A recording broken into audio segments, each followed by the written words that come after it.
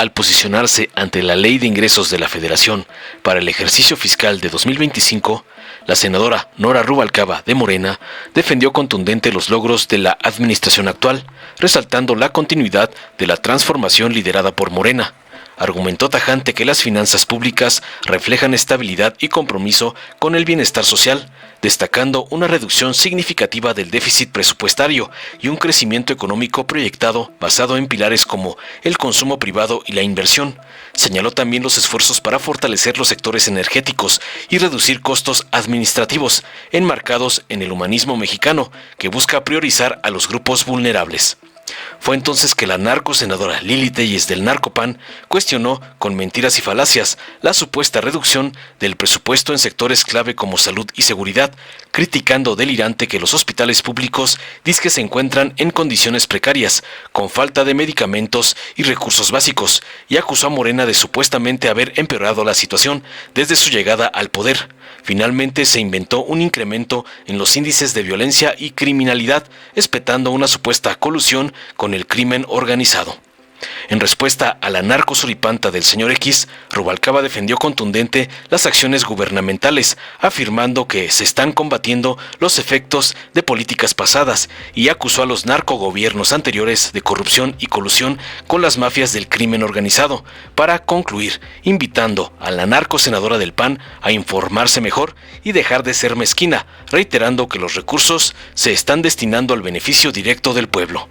Veamos enseguida cómo la narcosuripanta Lili Telles es hecha pedazos por Nora Rubalcaba por atacar las leyes de la presidenta Sheinbaum, como le ordenan sus padrotes, el lampón Claudio X y el evasor Salinas Pliego. Con el permiso de la presidencia, senadoras y senadores de la República, pueblo de México, el segundo piso de la Cuarta Transformación se erige sobre cimientos firmes, sobre una economía sólida construida bajo los principios de justicia y bienestar colectivo, legado indiscutible del licenciado Andrés Manuel López Obrador y su economía moral. Ahora es tiempo de consolidar los logros alcanzados y de avanzar hacia un México más próspero y más soberano. La continuidad de la transformación fue el principal compromiso adquirido en las calles y en las plazas públicas del país con la nación mexicana.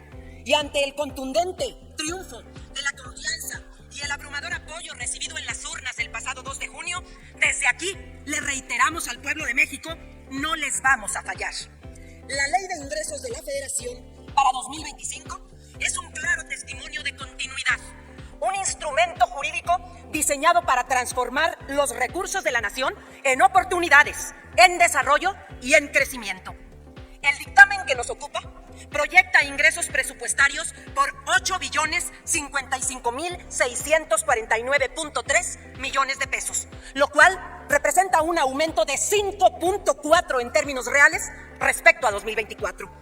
El crecimiento estimado para el próximo año, entre 2 y 3%, no es de ninguna manera ni un acto onírico, ni un acto irracional. Es una proyección fundada en el resultado de un mercado laboral sólido, en un consumo privado dinámico y en un esfuerzo conjunto por atraer la inversión tanto pública como privada, con un enfoque en las regiones históricamente rezagadas, olvidadas por los desgobiernos del PRI y del PAN. El crecimiento económico es indudablemente importante, pero aún más significativo es el desarrollo económico con justicia y bienestar. Ese que garantiza derechos humanos en un entorno de finanzas públicas sostenibles. La gestión responsable y prudente y las finanzas públicas, así como la disciplina financiera, seguirán siendo piedras angulares durante el 2025.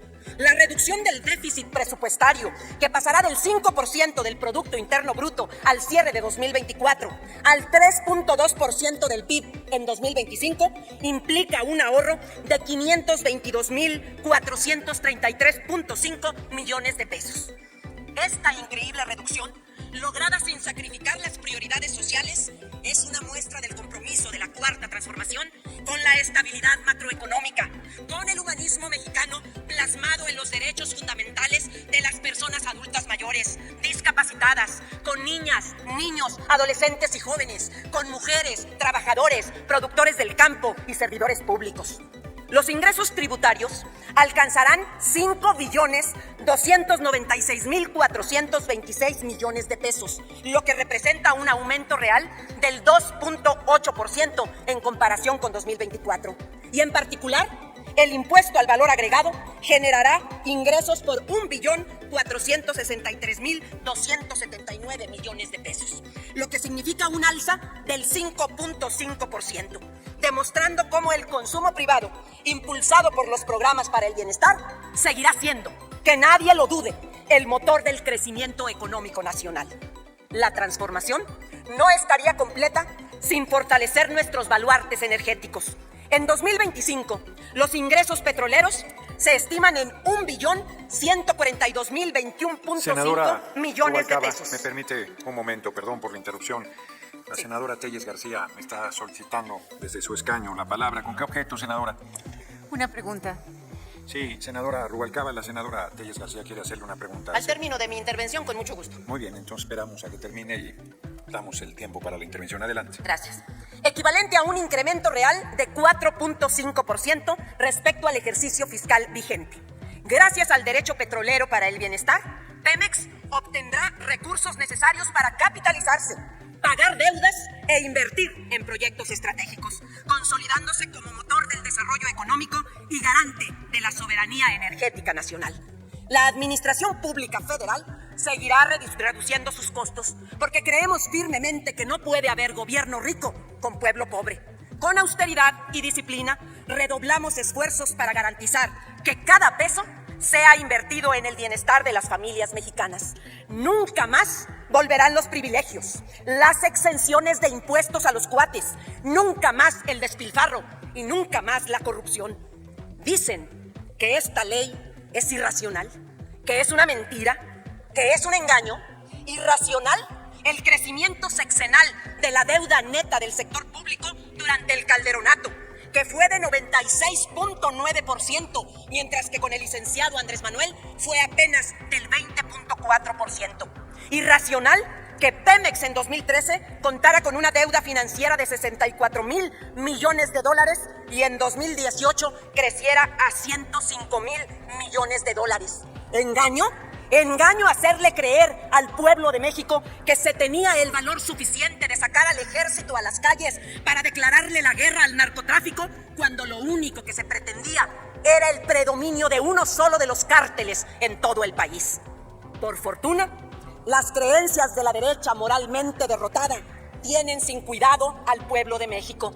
Y es que ya sabe que su narrativa es mentirosa, mezquina y embustera. Los que sueñan son los del PRI y sus discípulos del PAN. Sueñan con un país donde la inflación, la devaluación y la fuga de capitales se cristaliza. Sueñan con desaparecer la propiedad privada y con cerrar los templos. Sueñan que vuelven por sus privilegios. Por fortuna, el pueblo sabio e informado nada les cree.